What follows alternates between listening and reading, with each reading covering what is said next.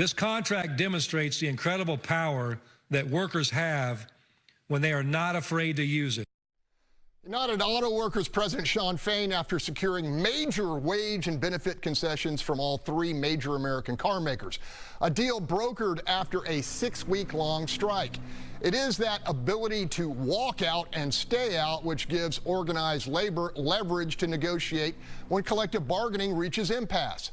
Now compare that to the continuing misery of Houston's firefighters who have been working without a contract for 7 years.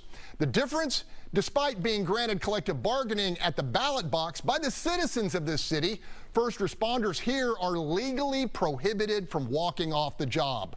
A leverage-denying restriction fully exploited by our outgoing mayor, who refused in a purely punitive fashion to negotiate in good faith and spent untold tax dollars waging a legal war when firefighters sought redress from the courts.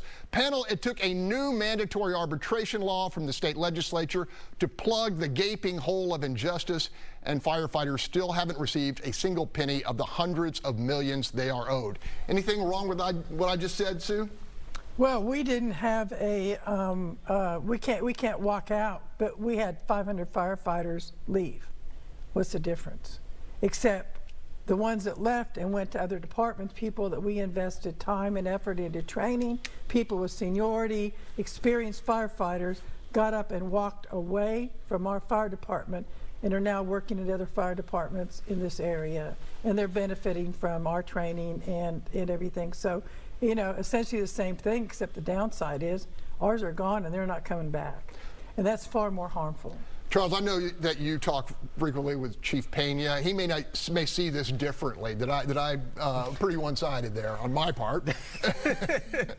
I mean, he might, but I think the thing is, you know, and I said this when the bill passed, that I thought the mayor was going to get out of this administration without having to do it, and I think it's still the case. However, this is going to be a part of his legacy of not being able to bridge this gap. I mean, this is from the day he took office until now. He's never been able to bridge this gap with the firefighters, and I think that's something that the mayor's going to have to live with, and the fallout of that, which is going to be a big tax bill that the citizens are going to have to pay, and that's going to be owed to the mayor. All right, Paul, let's look at it this way. What if teachers around the country, you know, they've got leverage, they can walk out, but these firefighters couldn't? I mean, what's your take on this whole thing? Yeah, I think our you know, as a citizen, my issue is we're on the hook for about $1 billion, I think, in back pay and legal fees on top of that. I'm worried about it from just our physical status as a city. But to your question, I think teachers would love, in Texas we can't walk out, so we're kind of in the same spot here, and I wish this could be resolved quickly on behalf of the city and our firefighters.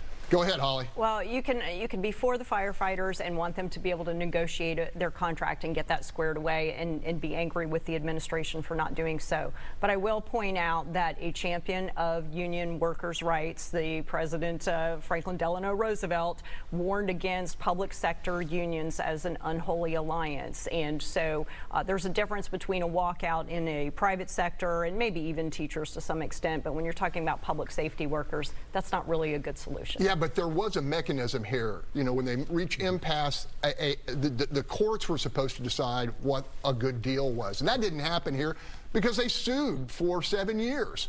Marcus, what's your take here? You know, I gotta say this, right? We mentioned the Greater Houston Partnership and its letter about Houston's financial condition a couple of weeks ago, and I brought up, and I'll bring it up again, the Greater Houston Partnership warned about this as well. When you mentioned in your opening the vote about whether or not the firefighters should get paid or not, and the Greater Houston Partnership, the Houston Comptroller at the time, and several other groups talked about the fiscal cliff that Houston would be on if we awarded this money.